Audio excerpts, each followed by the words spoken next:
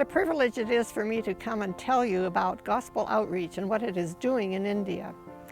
I serve the northeast corner of India, and I want to tell you about a school where our gospel outreach workers teach the Ten Commandments, the morals, and the health classes to the children.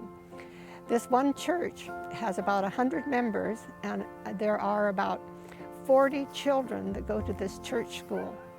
And when I go every year, I go with suitcases filled with toys, and everyone who can say Exodus 20 verses 1 through 17 gets a stuffed toy.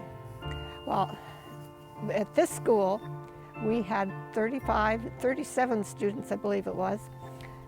All of the students said memory verses, but 34 of them said Exodus 20 verses 1 through 17. And you should just see those little tykes. They're only 5 years old, and they've been in that school for 1 year. And with that 1 year, every morning they say the Ten Commandments, Exodus 20 verses 1 through 17, at the beginning of the school and at the end of the school year, the school day, so that they all, by the time I get there, can say the Ten Commandments. This year there was 3 little tykes, nursery kids, 3-4 years old, and the teacher apologized. These 3 don't know the Ten Commandments. They're just new. They've only been here 1 month. But he said, they can say a memory verse. Can we have them say a memory verse? I said, yes. They said John 14, 1 to 3. And they said the first 5 verses of Psalms 23. And they said the first 3 verses of Genesis 1. These little tykes that had been there 1 month, and they could say all these memory verses. We had the Sabbath school separate, where we were able to listen to every child say the Ten Commandments. Then for the church service, we went into the church.